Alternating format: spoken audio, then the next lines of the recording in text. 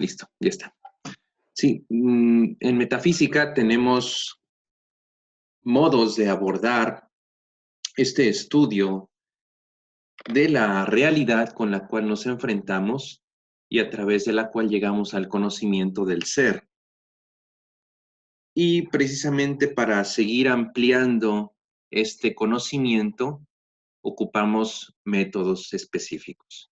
Estos métodos, a diferencia de las ciencias experimentales y aún del de las ciencias sociales, nos remite a órdenes más allá del análisis de lo sensible, porque en metafísica nosotros trabajamos no solamente con observaciones, aunque tenemos que partir de la experiencia, pero cuando logramos abstraer de esta experiencia las notas inteligibles, de manera intelectual vamos descifrando estos conceptos a través de los cuales concebimos a la realidad como un todo estructurado, en el cual hay un nexo causal, en el cual hay una especie de relaciones entre las diferentes entidades y que todo esto nosotros lo podemos entender y intelectualmente poner bajo un esquema teórico que llamamos sistema metafísico.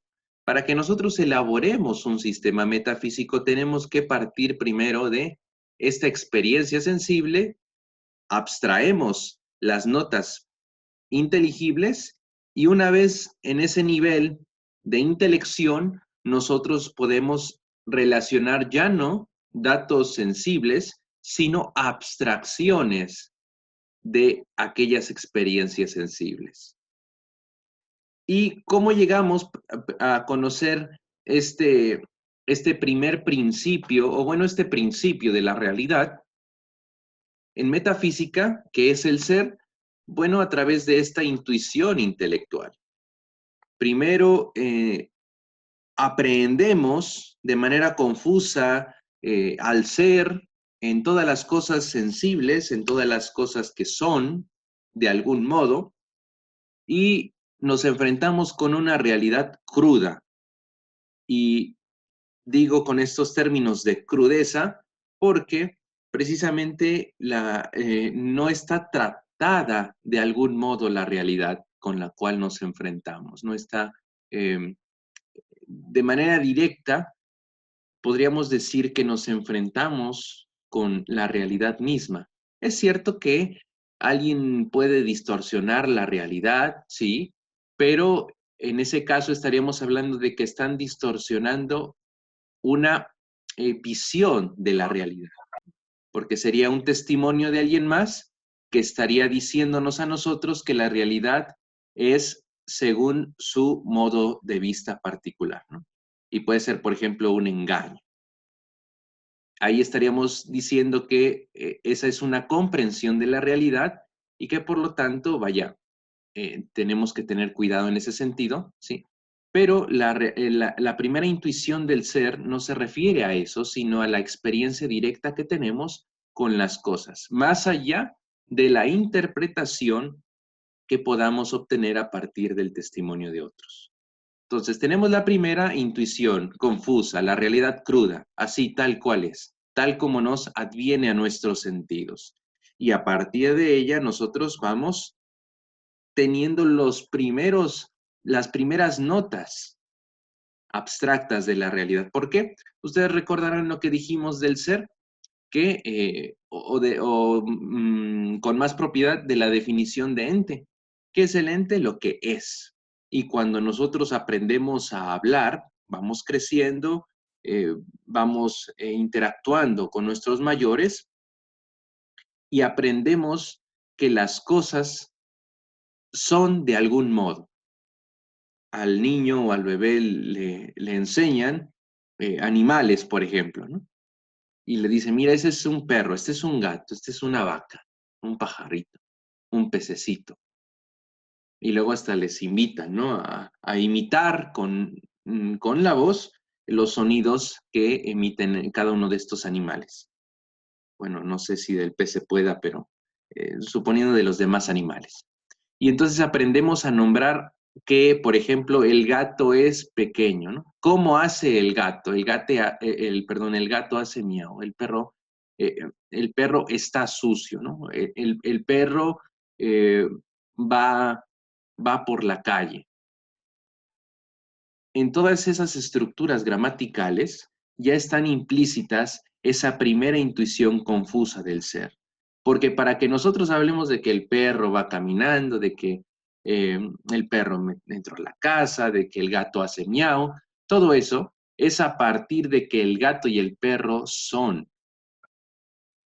Y este ser nos hace visibles a los demás que existen. Por tanto, ojo, la existencia no es igual al ser, aunque esta es una distinción intelectual, sino más bien la existencia es lo que se muestra a partir del ser de los entes. Y entonces, fíjense cómo de primera mano ya tenemos ahí parte de la idea del ser, porque hablamos que las cosas son, que yo hago tal cosa, que yo soy tal persona, ya tenemos una primera intuición, pero avanzamos en este camino de abstracción metafísico hacia una intuición extensiva. Abstraemos de manera extensiva, sin embargo, el ser no hemos llegado a conocerlo de manera consciente, porque en la intuición extensiva empezamos a describir. El perro es pequeño, el perro es de color negro, el perro es de color blanco, tiene hocico, tiene cola, tiene tantas patas. Vamos ampliando esta intuición, pero bajo aspectos aún sensibles. Sin embargo, la unidad de todos estos aspectos sensibles es proporcionada obviamente por la forma substancial del perro, ¿sí?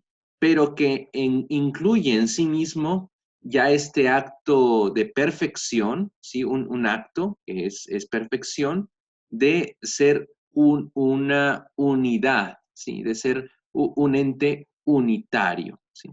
El ente metafísicamente es indivisible, ¿sí? Porque en una esencia no podría haber división, ¿sí? Sería indivisible. Y si se dividiera, de algún modo, si acaso eso fuera posible, estaremos hablando de una corrupción esencial.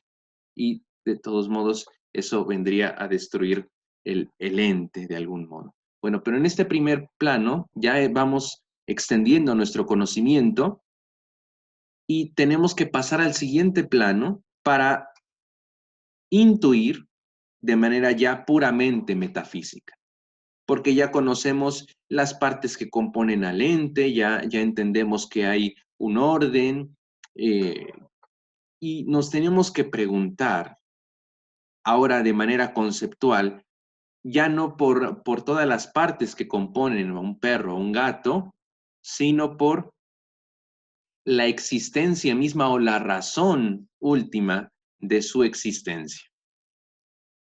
El por qué es perro. Y aquí no nos estamos quedando en la esencia, sino el camino metafísico nos invita a ir más allá, ¿sí? A referirnos a la existencia misma.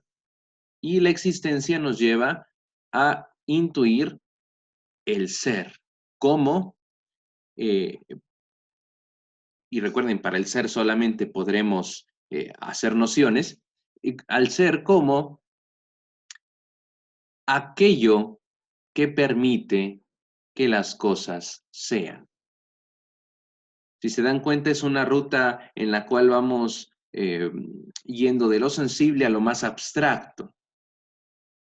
Tenemos la experiencia sensible, luego ampliamos el análisis, vamos conociendo, sí, de manera abstracta, pero aún estamos hablando de los componentes. Es hasta el final, cuando nos despojamos de de todos los ropajes de extensión, cuando estamos trabajando solo con puros conceptos, cuando hablamos de la esencia, cuando hablamos de la existencia, como podremos llegar entonces a intuir al ser como este principio de la realidad. Y bueno, esta era la ruta por la cual la metafísica nos invita a continuar, ir de lo concreto a lo abstracto. Y esto desde el nivel epistemológico, desde el nivel lógico se puede entender. Ustedes recordarán lo que vieron en lógica, este camino de simple aprehensión que nos lleva a tener elementos para emitir juicios y que en el conjunto de juicios llegamos a obtener razonamientos, ¿sí? Que son conclusiones, ¿sí? Son procesos lógicos, procesos mentales que nos develan un conocimiento sujeto de verdad o de error o de falsedad, perdón. Bueno, y en metafísica ya entendemos que nos invitan a esta ruta de la abstracción, de lo sensible a lo abstracto. Bueno, pero tenemos en metafísica que hacer uso del análisis y de la síntesis. Y recuerden que el análisis, como dice la diapositiva, es ir de lo conocido, de lo que más conocemos a lo que menos conocemos, ¿no? Partir las cosas para entenderlas, analizarlas, dividirlas. Y la síntesis, ¿qué es? Con lo que ya hemos dividido, rearmarlo y dar ahora la explicación general. Son dos movimientos, es de ida y de vuelta, ¿sí? Dividir y unir. Dividir para entender, unir para comprender de manera amplia. Y hay muchas variantes del análisis y síntesis como método filosófico. En metafísica, según el autor Jesús García López, como les he puesto en esta diapositiva, se nos propone 4 métodos. Y esos 4 métodos son métodos de análisis y síntesis, dicho de otro modo, en el cual dividimos las cosas para entender cada una y al final, de todas las partes que dividimos, las volvemos a juntar para explicarlas de manera general. Y aquí son los que tienen en las diapositivas, el método lógico, etiológico, teleológico y lógico. En cada uno de ellos vamos yendo de un elemento a otro, de más a menos y de menos a más. Y en resumen, el método holológico es la descripción general de lo que es el análisis y síntesis, en el cual un asunto lo dividimos en sus partes. Por ejemplo, si vamos a hablar del ente, hay que dividir el asunto del ente, no al ente mismo, sino dividir lo que nosotros comprendemos del ente. Entonces ya decimos que el ente es una sustancia, que el ente tiene accidentes, que el ente puede ser en acto o en potencia en cierto grado, ¿sí? Que analógicamente se dice ente de muchos, y que es un término análogo, que ente debe tener una esencia determinada, etcétera. Si se dan cuenta, lo que acabé de hacer en estos momentos es hacer una descripción de los elementos que incluye la cuestión de el ente. Y esto es algo muy útil, no solamente en metafísica, sino en toda la filosofía y en todas las ciencias humanas, porque los problemas con los cuales nos enfrentamos, aún en metafísica, son problemas complejos. Recuerden de dónde partimos en metafísica, de la experiencia cruda de la realidad. Y es confusa, de hecho, al ser no lo podemos entender conceptualmente tal cual es, al menos en la manera de lo posible, en ese primer plano. Tenemos que pasar largo tiempo para poder entenderlo en su manera más abstracta. Entonces, bueno, nos enfrentamos a esa realidad compleja. Hay una estrategia que hay que hacer es dividirla para que vayamos trabajando parte por parte, ¿sí? Sus componentes, y entonces comprendamos todo lo que la conforma. Y una vez que ya entendimos cada una de estas partes que lo conforman, ahora hacemos el movimiento inverso. Ya trabajé el tema del ente como esencia, ya trabajé el tema del ente como participación del ser, ya trabajé el tema del acto y la potencia en el ente. Ahora sí, con todas estas partes, los integro, ¿sí? Por vía sintética para explicar y decir, el ente en efecto es una noción generalísima, es una noción análoga y que es la abstracción de la experiencia, de la estructura, de la realidad, de las cosas.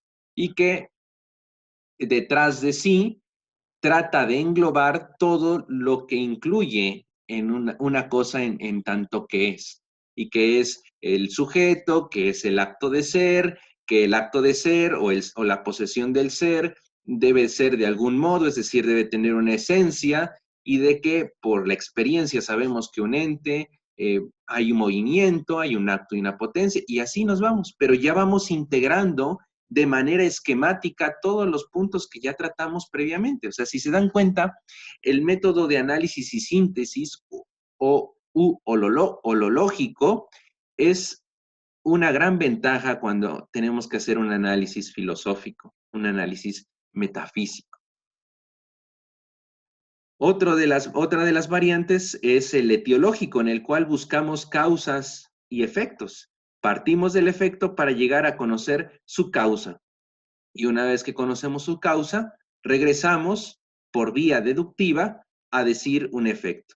Ya sabemos que de dos papás como causas, los efectos de los papás, ojo con esos atributos, con estos conceptos que estoy dando, los papás, el efecto de los papás son los hijos. La variante teleológica va de los fines a los medios. Por ejemplo, si yo quiero llegar a el puerto de Veracruz, ese es mi fin, bueno, tengo que analizar cuál es mi medio, ¿no? Puedo irme en autobús, puedo irme caminando, puedo irme en bicicleta, etcétera. Y viceversa, ya sé que si tengo bicicleta, si tengo un boleto, puedo llegar al puerto de Veracruz. Es un ejemplo, digamos, aún muy rudo, porque estamos hablando de algo sensible, ¿no? Como un viaje. Sin embargo, algo así podemos ocupar, ¿sí? Buscando medio y fin, cuando hablamos, por ejemplo, de la causalidad. Eh, de la causalidad en tanto causa final, causa eficiente. Podemos hacer uso o aplicar el análisis y síntesis teleológicos. Y la variante por excelencia de la metafísica va a ser cuando ocupamos el plano lógico, en el cual vamos de un concepto a otro, en el cual, como les dije hace un momento, ya no necesitamos de acudir a la experiencia sensible, porque ya hemos abstraído esas notas esenciales de la realidad, ya conocemos esa estructura de la realidad. Y lo que hay que hacer es establecer relaciones, afinar las relaciones, corregir errores. Por ejemplo, no, y aquí entran todas las distinciones que nos causan dolor de cabeza en metafísica. Por ejemplo, decimos que existencia no es lo mismo que ser, ¿no? O que acto de ser. Bueno, y ahí, ¿en qué nivel nos estamos manejando? Ya no nos manejamos con el ejemplo de un perrito, con el ejemplo de un viaje. Nos estamos manejando con puros conceptos y este es el nivel lógico. Entonces, a partir de una definición de un concepto, somos capaces de relacionarla con la definición de otro concepto y sacar una conclusión. Definición de existencia, ¿no? Es definición de ser o noción de ser, es esto. Decimos, no puede ser lo mismo. Y este es el nivel de análisis y síntesis lógicos, puramente metafísico, el más excelente con el cual podemos trabajar y sobre todo en el que de manera profesional tendríamos que ocupar cuando hablemos de metafísica. En diapositivas pasadas hablamos de la metafísica, no solamente como bajo esta definición clásica, sino en este esquema más modernizado, en el cual se concibe a la metafísica como ciencia general, cuando busca, recuerden, entender, comprender, afinar los conceptos que usan todas las ciencias.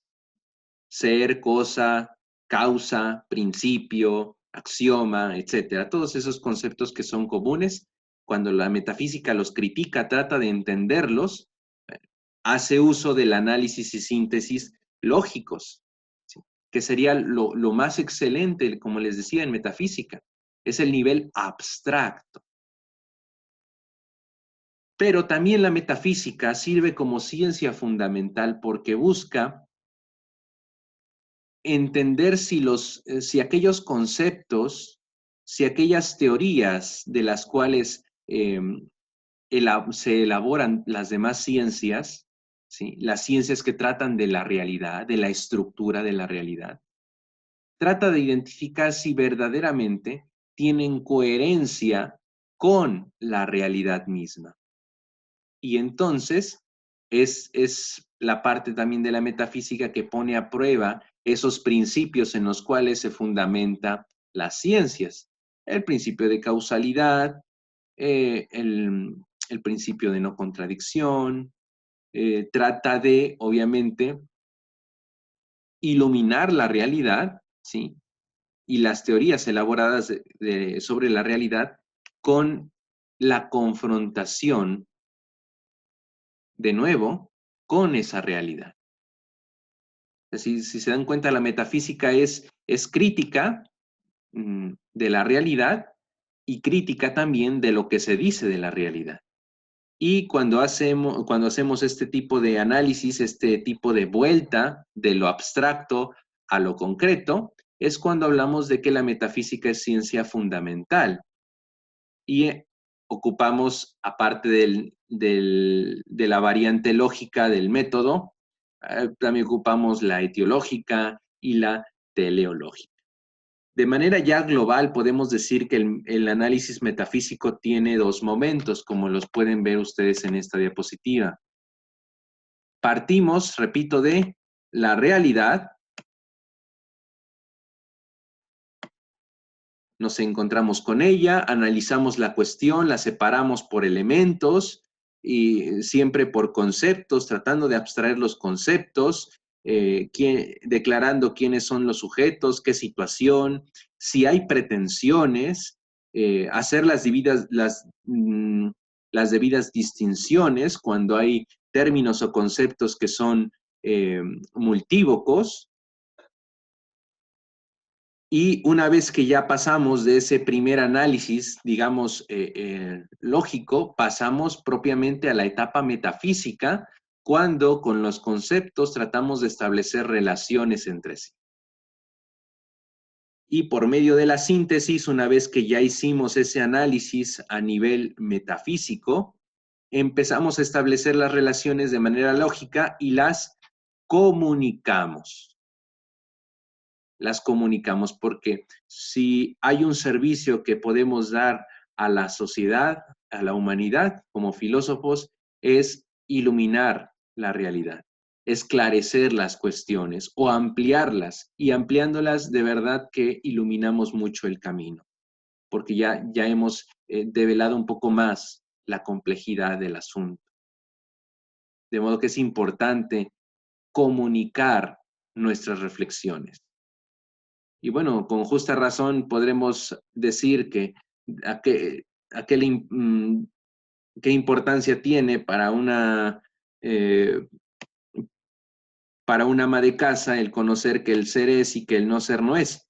Bueno, sería una cuestión muy interesante, pero digamos que le podemos encontrar, aún en el nivel abstracto, una utilidad en la vida práctica.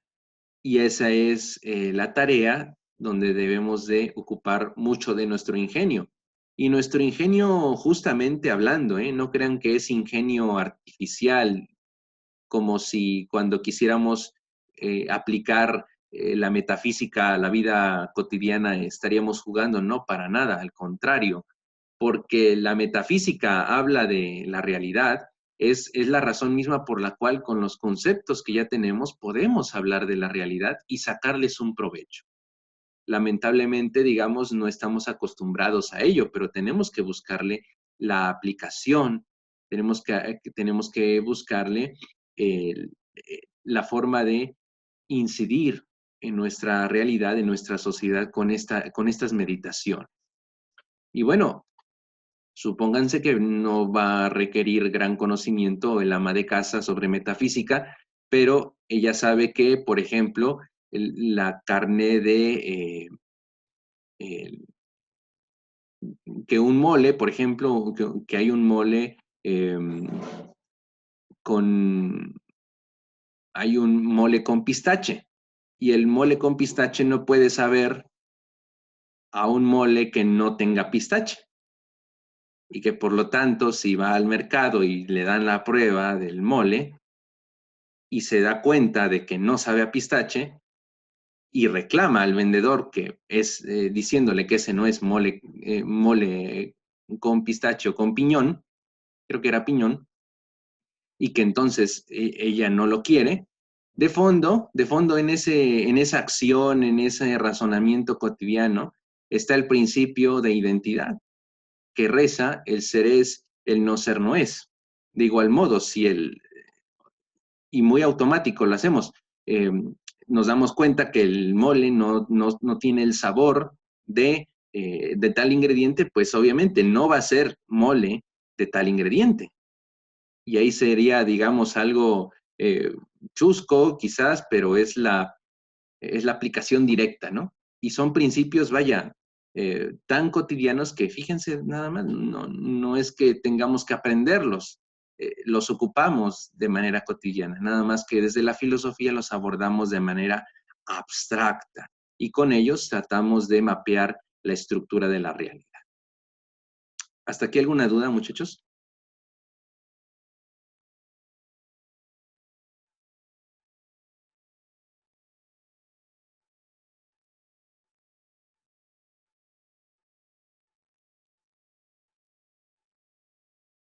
¿No?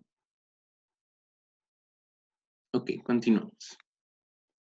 Bueno, les decía, tenemos que encontrarnos con la realidad cruda. Y la realidad cruda es tal cual es, no hay por qué maquillarla. Y aquí lo mejor, fíjense, lo que yo más les recomiendo en cualquier plano, incluso en el plano de la fe, en el plano religioso, es que vivamos las cosas, tengamos experiencia de las cosas para poder con mayor peso, con mayores datos, decir algo sobre esa realidad. Cosas con las cuales no tenemos contacto, es difícil que las podamos describir de la manera correcta. Si nosotros vamos a hacer un análisis metafísico, por ejemplo, del aborto, tenemos que investigar sobre el aborto y tenemos que ir con especialmente las personas que tienen la experiencia, porque estamos analizando eso, un fenómeno gigante que es aborto y en el cual hay muchos actores y que cada uno de ellos interviene, siente, piensa y reflexiona de manera diferente y actúa. Y una vez conociendo esa realidad, podemos abstraer datos, podemos elaborar nuestro marco conceptual, nuestro marco teórico del asunto y entonces, entre todos esos datos, seleccionar aquellos que desde la metafísica, ya pensando únicamente, ya no como filósofos, sino únicamente como metafísicos, y dilucidar, bueno, a ver, de todo este complejo asunto que es la discusión del aborto, ya investigué y me doy cuenta que los conceptos que hay que aclarar son estos, ¿no? Son tal, tal y tal. Entonces, ahora sí, nos ponemos la camiseta de metafísicos y los analizamos y ampliamos nuestra experiencia y seguimos investigando y seguimos abstrayendo, seguimos comparando un concepto con otro. Recuerden, el método analítico, sintético, lógico. Tratamos de refinar nuestro concepto. Y una vez que ya entendimos todo esto a partir de la realidad misma, ahora sí, regresamos hacia nuestro público, ¿sí? Hacia la sociedad, para compartir nuestras abstracciones, nuestras meditaciones. Entonces, en resumen, son dos movimientos, de abstracción y de concreción.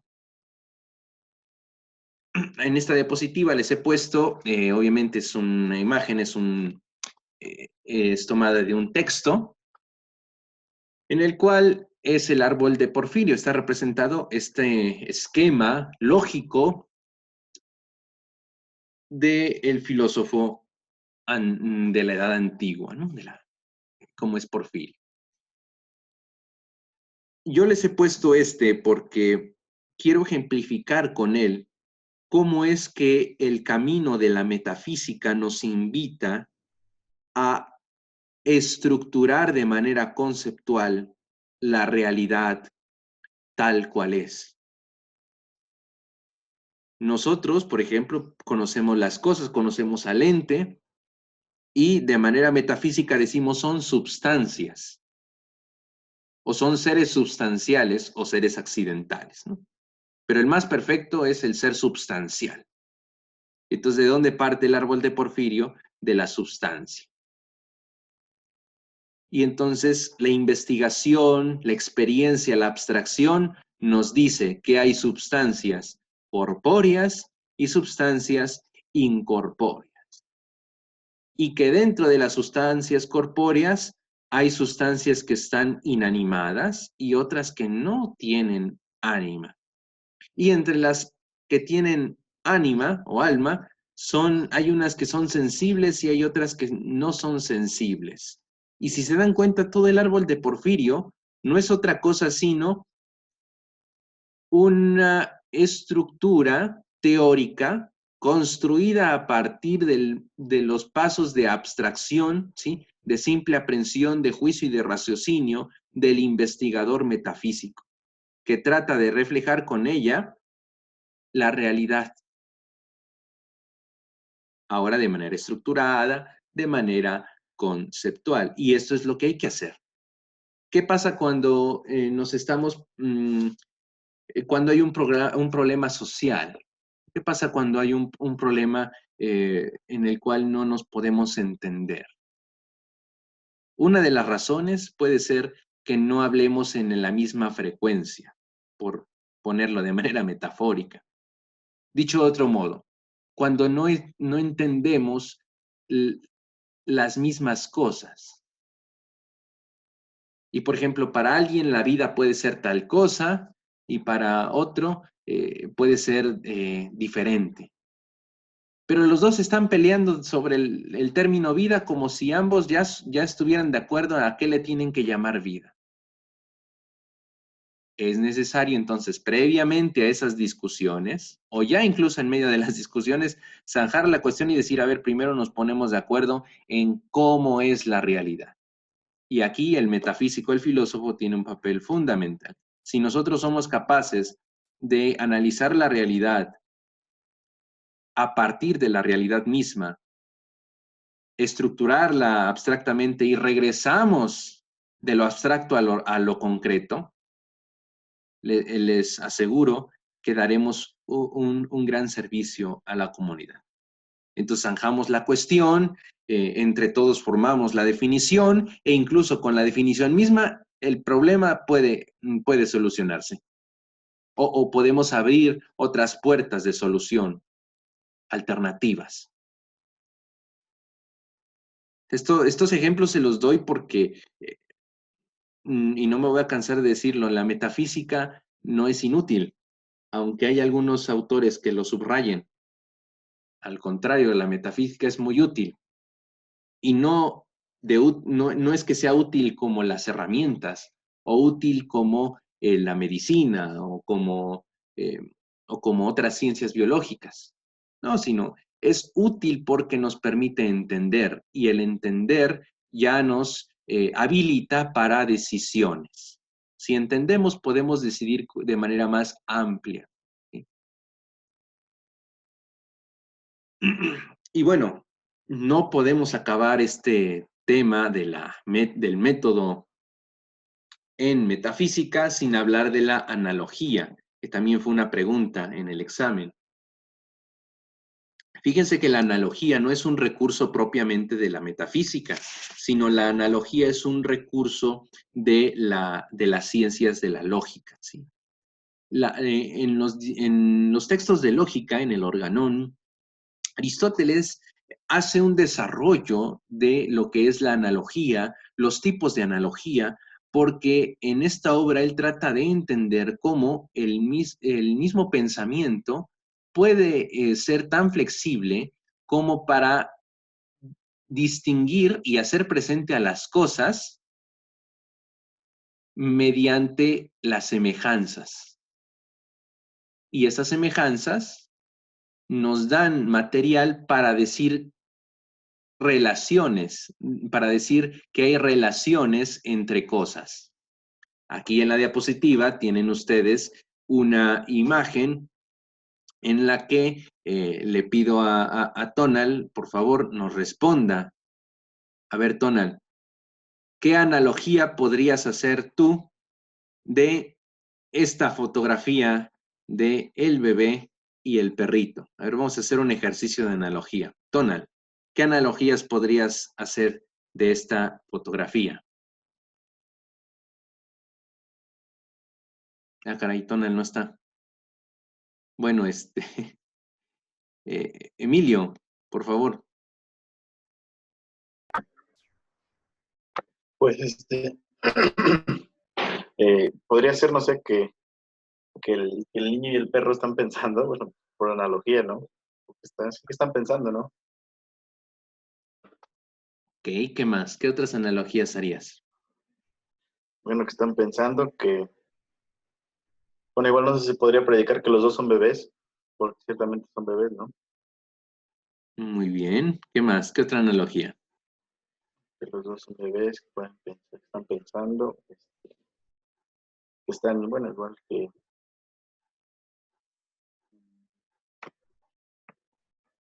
ya no se me ocurre otra. Ok, con esas nada más. Fíjense que precisamente encontramos que las cosas, que los entes, que las sustancias, aunque son individuales, aunque son diferentes, se asemejan en ciertas cosas. Y esta semejanza de la realidad es, vaya, la luz que ilumina la oscuridad de la ignorancia. Porque si algo no lo podemos entender de manera plena, basta con que nos pongan un ejemplo, una analogía, que ocupen un símil para explicarnos o para ampliar la idea y ya entendemos. Y esto fíjense que a nivel pedagógico es genial y no solamente a nivel pedagógico, sino a nivel metafísico, a nivel filosófico. Porque si ya entendimos que las cosas se parecen en cierto modo, las podemos, encontramos que hay notas que podemos predicar de manera más amplia. Y de ese modo somos capaces de explicar, de describir, de desarrollar un concepto, por ejemplo. Aquí en la imagen tenían varias opciones para decir que son análogos en algún sentido. Y hay diferentes tipos de analogía. Eso es lo que hace Aristóteles en el Organón. O sea, distinguir los tipos de analogía y él hace uso de la analogía en sus obras.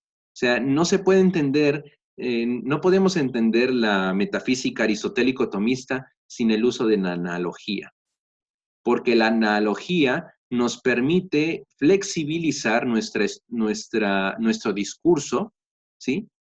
Y nos permite hablar de cosas que no podríamos hablar de otro modo. Y como les decía, esto es muy natural, ¿sí? Aprendemos así, por ejemplo. Aprendemos por analogía. Habría que considerar si los ejemplos son analogía. De momento yo diría que sí, los ejemplos son analogías. ¿Qué más? Bueno, decir que ocupamos la analogía en metafísica no solamente para comparar entes, sino también para analogar otros términos, como el ser. Las cosas, el ser no es unívoco, el ser es multívoco. O Se dice de muchas maneras, se predica de muchas maneras. Predicar o decir es lo mismo, ¿eh? Ojo, predicar o decir aquí significa lo mismo. Bueno, entonces, este es un método o un recurso que tenemos que ocupar en metafísica, ¿sí? Tenemos que encontrar las cosas que son semejantes, ¿sí? En la realidad, en la estructura de la realidad y ocuparlas para entenderlas. Por ejemplo, estos dos personajes de la foto es un bebé y es un perrito. Sí, por la talla del perrito entenderíamos que es iguales en una edad muy primaria del desarrollo. Y análogamente decimos son bebés y por lo tanto podríamos decir análogamente ambos tienen mamá y ambos tienen papá, aunque la relación de paternidad y maternidad en ambos es diferente. Si no es lo mismo la paternidad y maternidad que tienen sobre el bebé que sobre el perrito. ¿Sí? Es diferente, en parte igual, ¿sí? Pero si se dan cuenta, podemos establecer relaciones causales, distinguirlas y de este modo seguir iluminando la realidad. Aquí tenemos dos ejemplos de dos tipos de analogía. Tenemos analogía de atribución y la analogía de semejanza. Creo que sí les pregunté esto de analogía de atribución y analogía de semejanza en el examen. No recuerdo, creo que no. Bueno, pero no hay problema. Fíjense ustedes. En la primera imagen tenemos un libro y una hoja de un árbol. Sin embargo, los libros también tienen hojas. ¿Qué queremos decir entonces? Que metafóricamente, análogamente, son hojas, tanto la hoja del árbol como la hoja de papel, porque hay una semejanza formal, ¿sí?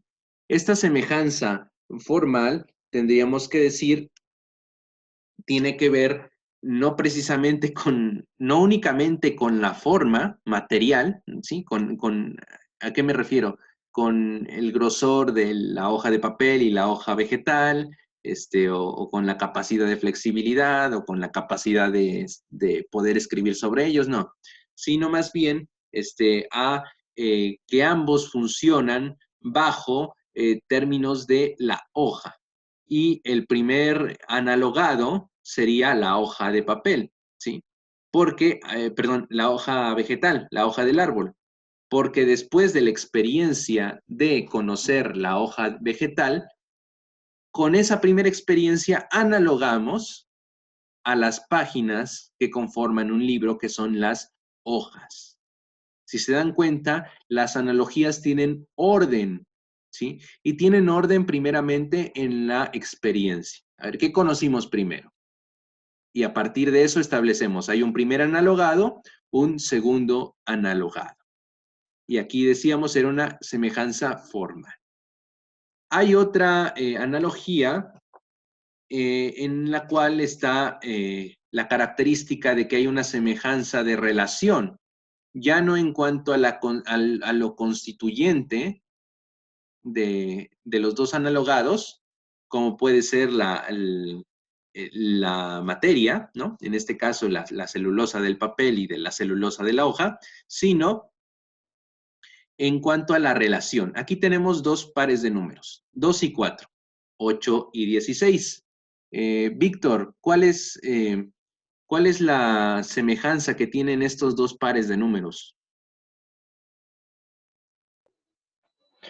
Bueno, sería que el 4 es divisible, bueno, que la mitad de 4 es 2 y que la mitad de 16 es 8 y que a su vez pues el doble de 2 es 4 y el doble de 8 es 16.